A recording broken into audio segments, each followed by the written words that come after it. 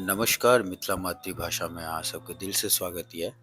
आउ राम जानकी मंदिर के सामने ई अंकल बैसल छथि अपन दुकान खोलि कऽ और लिट्टी और समोसा बेचै छथि बिना लहसुन और प्याज के।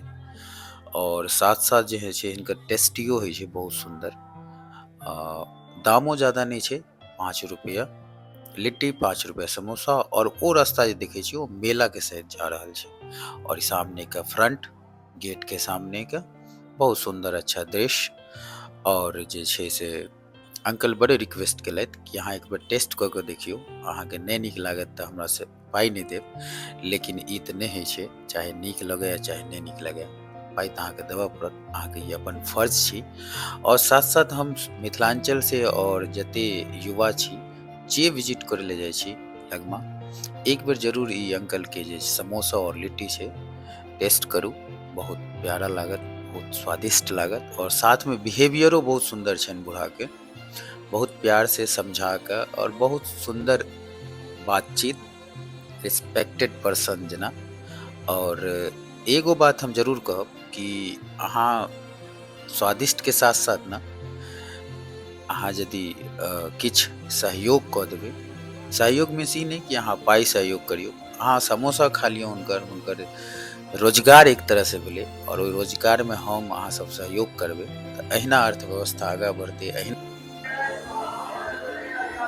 नमस्कार, मिथिला मातृभाषा मैथिल में अहाँ सबके दिल से स्वागत है। हम राहुल झा और आइ हम लगमा एलहुँ हँ। और पहिलुक चीज तो हम एगो सनातनी छी और दोसर चीज मैथिली ब्राह्मण छी, तऽ हमरा संस्कृत से ज़्यादा लगाव रहैए, अपना सनातनी धर्म से ज़्यादा लगाव रहैए।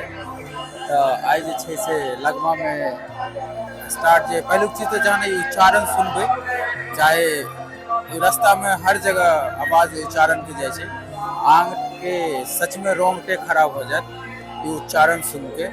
और बहुत नीक व्यवस्था एगो सनातनी के, एगो जे सही में मिथिलांचल में एखनो संस्कृत के जे जुड़ाव छै से लगमा में देखा रहल छै।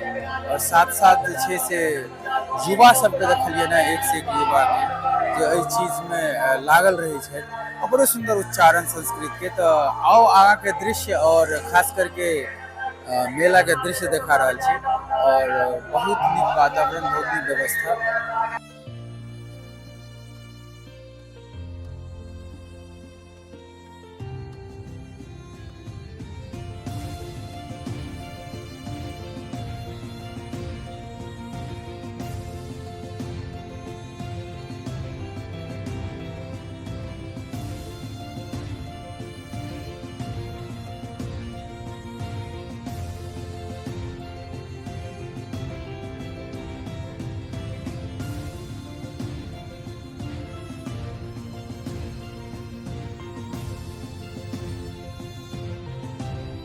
और ई जे टेंट देखे छियै ना, बड़े हाई प्रोफाइल टेंट है छै और बड़े हाई क्वालिटी के है छै टेंट। एमे अहाँ के तूफान बारिश हर चीज से बहुत सुरक्षित रहब।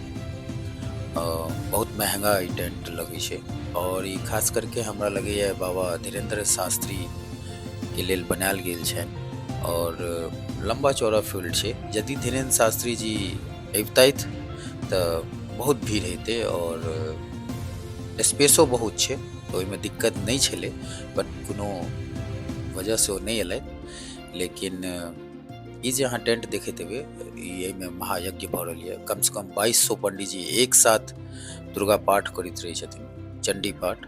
और ई मेला के सीन छी। एहि मेला में जे छै से बहुत सारा चीजें बिकाई छै। और मेला में जे हेबाक चाही, बड़ सुंदर दृश्य। और साथ साथ में जे छै से अहाँ के बचपना में जे छुटपुटिया चीज सब भेटैत, और ई देवी देवताएं, ई चीज हमरा देख के बहुत सुंदर लागल एतऽ कि अनेको देवी देवताएं विराजमान छथि एक लाइन से। और ई किछु दृश्य सब परिक्रमा कऽ रहल छथि श्रद्धालु लोग। और ई देवी देवता के एक लाइन से छै से